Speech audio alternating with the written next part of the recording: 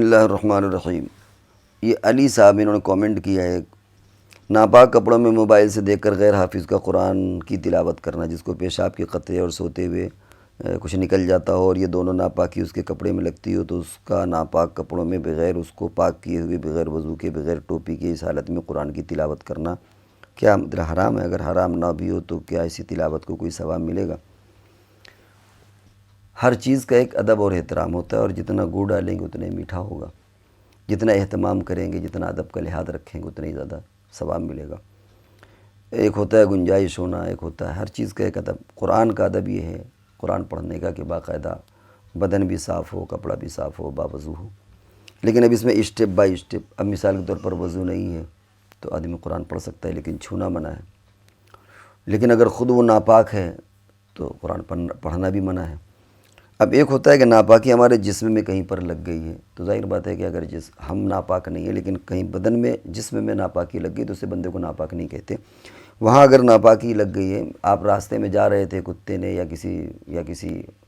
گائے نے یا کسی نے پیشاب کیا، آپ کی چھینٹیں پڑ گئیں، آپ مسجد جا رہے ہیں، قرآن پڑھتے ہوئے جا رہے تھے، پڑھ سکتے ہیں اس میں، کپڑے میں لگائے اگر تو سکتے، ہم یہ کہہ رہے ہیں گنجائش ہے، لیکن ادب کا تقاضا یہ کہ اس کا معمول نہ بنائے، اس کی عادت نہ بنائے۔ آپ کہیں سفر میں جا رہے ہیں، کہیں پر آپ کے کسی بچے نے پیشاب کا ہلکا سا داغ آ گیا یا کچھ آ گیا تو قرآن پڑھنے کی اجازت ہے، کیونکہ آپ ناپاک نہیں ہیں، لیکن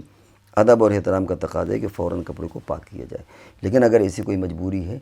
اور آپ قرآن پڑھنا چاہ رہے ہیں تو آپ پڑھنے کی گنجائش اور اس کی اجازت ہوگی، لیکن اس کو معمول نہ بنایا جائے کہ باقاعدہ۔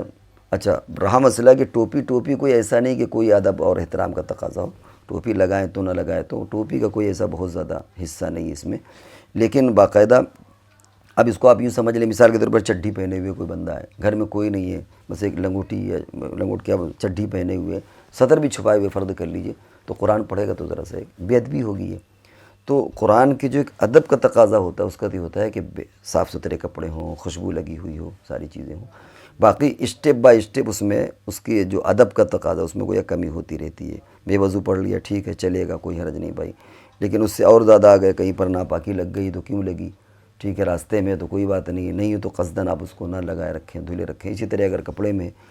خلاصہ ہر چیز کا یہ ہے کہ گنجائش ہے پڑھنے کی، لیکن یہ ادب کے خلاف ہے۔ اور ہاں، ٹوپی کوئی بہت زیادہ اہمیت نہیں رکھتی اس سلسلے میں، ٹوپی لگائے تو نہ لگائے تو اس سے کوئی خاص فرق نہیں پڑتا۔